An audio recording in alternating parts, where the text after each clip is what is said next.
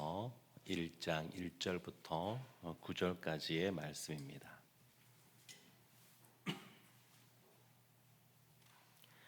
고린도전서 1장 1절부터 9절까지 한 절씩 교독하겠습니다. 하나님의 뜻을 따라 그리스도 예수의 사도로 부르심을 받은 바울과 형제 소스데네는 고린도에 있는 하나님의 교회 곧 그리스도 예수 안에서 거룩하여지고 성도라 부르심을 받은 자들과 또 각처에서 우리의 주 곧 그들과 우리의 주 되신 예수 그리스도의 이름을 부르는 모든 자들에게 하나님 우리 아버지와 주 예수 그리스도로부터 은혜와 평강이 있기를 원하노라. 그리스도 예수 안에서 너희에게 주신 하나님의 은혜로 말미암아 내가 너희를 위하여 항상 하나님께 감사하노니 이는 너희가 그 안에서 모든 일 곧 모든 언병과 모든 지식에 풍족함으로 그리스도의 증거가 너희 중에 견고하게 되어 너희가 모든 은사에 부족함이 없이 우리 주 예수 그리스도의 나타나심을 기다림이라. 주께서 너희를 우리 주 예수 그리스도의 날에 책망할 것이 없는 자로 끝까지 견고하게 하시리라. 함께 보겠습니다. 너희를 불러 그의 아들 예수 그리스도 우리 주와 더불어 교제하게 하시는 하나님은 미쁘시도다. 아멘. 살아계신 하나님의 말씀입니다. 오늘부터 고린도 전서 내용을 보게 됩니다. 고린도는 사도 바울이 2차 전도 여행 때 하나님께서 마게도냐인 환상을 통해서 유럽 땅을 밟게 하셨는데, 그때 이제 빌립보부터 시작하여서 이제 남쪽으로 내려와서 아테네 다음에 들렸던 그런 도시입니다. 이 고린도는 해상 무역이 발달한 곳입니다. 고린도 운하가 있는 곳이어서 아주 경제적으로 부유했고요.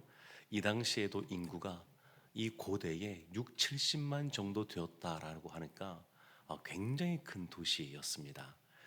그러다 보니까 바다 사람들 많고 경제적으로 부유하고, 그러다 보니까 이 음란 문화가 굉장히, 퇴폐 문화가 아주 광범위하게 퍼져 있던 그러한 도시였습니다. 우리가 이와 같이 이 어떤 도시의 어떤 서신서 내용을 볼 때 하나 기억해야 할 것은 뭐냐면, 이 교회가 그 세상 속에 있다는 겁니다. 그러니까 세상의 영향을 받고 있습니다. 우리 성도들이 살아가는 삶의 터전들이 이 세상이다 보니까 그 문화 가운데 노출되어 있고, 그래서 교회도 그 영향을 받고 있습니다. 물론 교회가 이 세상 가운데 구별되고 또 세상 가운데 빛과 소금의 역할을 감당해야 되지만, 그러나 이 세상 속에 뿌리 내리고 있다라고 하는 것을 기억할 필요가 있습니다. 왜냐하면 이 고린도 교회가 이 세상의 영향 때문에 교회 안에 여러 가지 문제들이 생깁니다. 3차 전도 여행 때 바울이 에베소 지역에 있게 되는데, 그때 이 고린도 2차 전도 여행 때 갔었던 이 고린도의 그 교회에서 발생하는 어려움들, 문제점들을 듣게 되고, 그리고 그곳에서 서신서를 써보냈습니다. 그러니까 이 고린도 전서는 고린도 교회의 여러 가지 문제들에 대하여 그 대책, 해결책에 대해서 이 바울이 제시하고 있다. 이런 생각을 가지고 서신서를 보면 됩니다. 진짜 문제가 많았습니다. 그렇지만 좁은 점도 많았습니다. 그래서 5절 말씀에 보면 이런 말씀이 있죠. 이는 너희가 그 안에서 모든 일 곧 모든 언병과 모든 지식의 풍족함으로, 언병과 지식이 풍족했습니다. 여기는 헬라 지역이다 보니까, 그리스 지역이다 보니까 그리스 철학, 그 지혜, 이런 것이 많이 있는 곳 아니겠습니까? 그러니까 여기에 이 바울 다음에 아볼로가 이 교회를 맡게 되었는데, 근데 이 아볼로가 목회할 때 아볼로 자체가 굉장히 지혜와 지식이 있는 사람이고 아주 이 달변가였고 탁월한 사람이었습니다. 그 영향들을 받은 것도 같습니다. 굉장히 이 지식과 이 지혜가 또 언변이 아주 풍족한 곳이었습니다. 또 7절 말씀에 보게 되면 너희가 모든 은사에 부족함이 없이 이렇게 말하고 있습니다. 은사가 성령의 은사가 넘쳐나는 곳이 이 고린도 교회였습니다. 근데 이 내일부터 보게 될 이 내용들을 보게 되면 진짜 이 안에 그럼에도 불구하고 문제점들이 발생합니다. 먼저는 당파 문제부터 시작하죠. 누구는 바울파, 게바파, 아볼로파, 그리스도파, 이런 당파 문제. 그래서 하나 되지 못하고 분열되는 그러한 아주 심각한 문제부터 시작하여서 사실은 안 심각한 게 없는데 근친상간과 음란의 문제, 그리고 교회 안에서의 여성들의 그러한 문제들, 그리고 성만찬에 대한 것들, 또 부활에 대한 문제들, 사도 바울의 그 사도권에 대한 문제들, 기타 등등해서 이것을 줄여보면 한 12가지 정도 됩니다. 그러니까 10가지가 넘어요.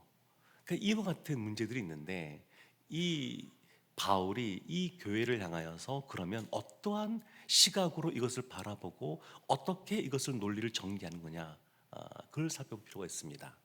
기본적으로 바울은 정죄하는 시각으로 말하고 있지 않습니다. 사실은 이것이 중요합니다. 고린도 교회 문제가 많아요. 심각한 문제. 그러니까 오늘날 우리 교회들의 문제가 많다고 하지만 고린도 교회에 비할 수 있을까 싶을 만큼 진짜 그 안에 문제가 많습니다.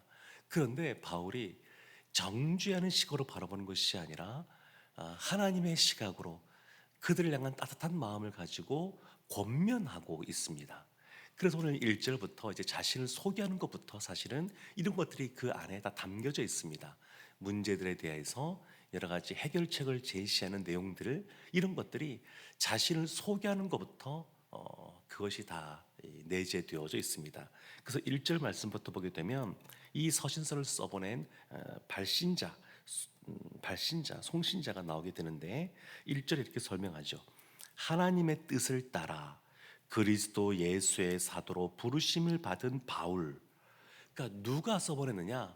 바울이 써보냈는데 바울이 자신의 정체성을 분명하게 밝힙니다. 자신이 어떤 사람이냐? 하나님의 뜻을 따라 그리스도 예수의 사도로 부르심을 받았다. 여기서 사도를 이야기하는데 바울 서신에 보면 바울이 내가 사도다 이걸 밝히는 서신이 여러 개가 있고, 그렇지만 본인의 사도권을 밝히지 않는 서신도 많이 있습니다.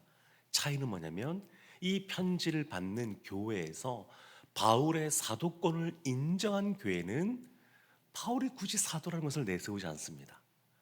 근데 이 사도권에 문제가 되는 것, 아니 당신이 진짜 예수님을 본 게 맞느냐, 예수님으로부터 특별한 그러한 임무를 사명을 받은 게 맞느냐, 사람들이 그렇게 공격할 때 그것이 바울의 어떤 약점이라고 볼 수 있겠죠. 부활하신 예수님을 다메섹 도성에서 만나서 그로부터 이제 사명을 받아서 사도라고 불려지는데 그것을 못 믿는 사람들은 아니 당신 예수님 만나서 그런 거 맞느냐 이렇게 공격하는 것이죠. 그래서 바울이 자신의 사도권을 이야기하는데 자신의 정체성을 뭐라고 말하냐면, 다시 한번 보세요. 하나님의 뜻을 따라 그리스도 예수의 사도로 부르심을 받은, 그러니까 바울의 정체성은 하나님으로부터 오는 거라는 것을 바울이 분명하게 밝히고 있습니다. 나는 누구냐? 하나님의 뜻을 따라 하나님께 사명을 받은 사람이다. 그리고 편지를 받는 고린도 교회에 대해서도 이렇게 말합니다. 2절 말씀에 고린도에 있는 하나님의 교회, 곧 그리스도 예수 안에서 거룩하여지고 성도라 부르심을 받은 자들과 또 각처에서 우리 주 곧 그들과 우리 주 되신 예수 그리스도의 이름을 부르는 모든 자들에게. 그러니까 이 고린도 교회 문제가 많지 않습니까?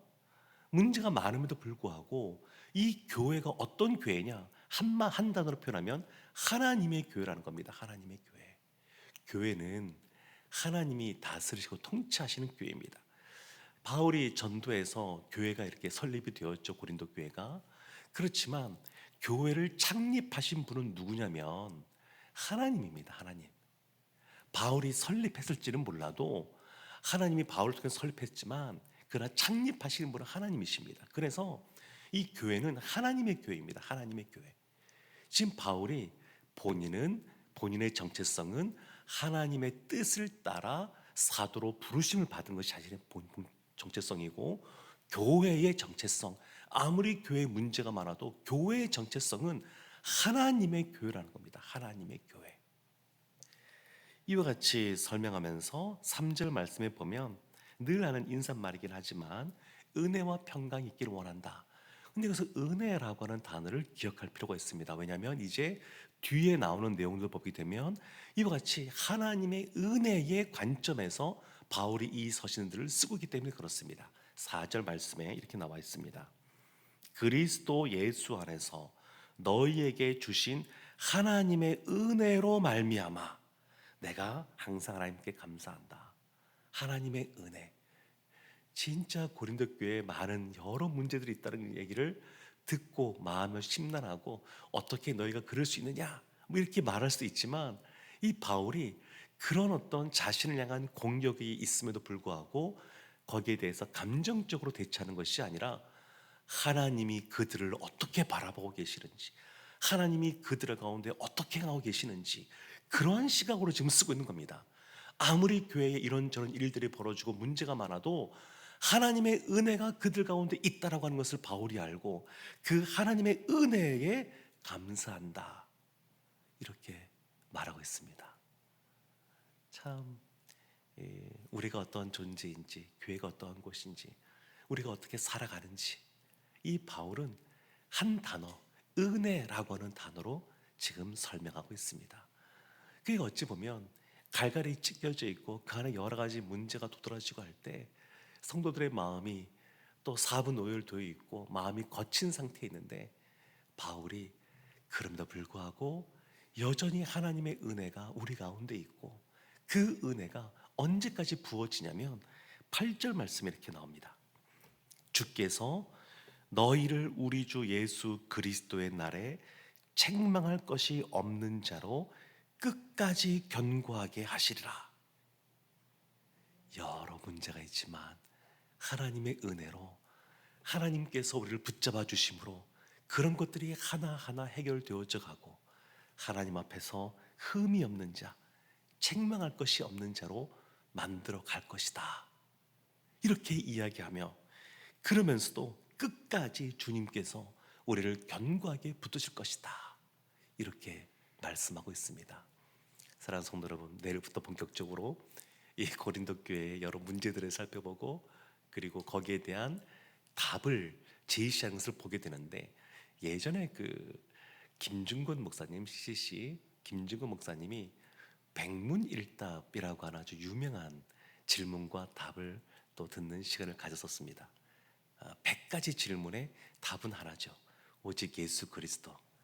고린도 교회의 문제에 대해서 바울이 제시하는 답이 그렇습니다. 여러 문제가 있지만 답은 하나입니다. 예수 그리스도.